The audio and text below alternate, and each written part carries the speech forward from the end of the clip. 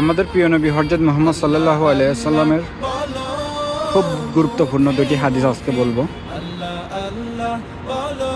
রাসূল সাল্লাল্লাহু আলাইহি সাল্লাম বলেছেন, যে ব্যক্তি আল্লাহ ও শেষ দিনের উপর ঈমান রাখে সে যেন ভালো কথা বলে নতুবা চুপ থাকে। সহিহ বুখারী ও সহিহ মুসলিম। এই হাদিসের শিক্ষা: কথার সততা ও সংযম একজন মুমিনের পরিচয়।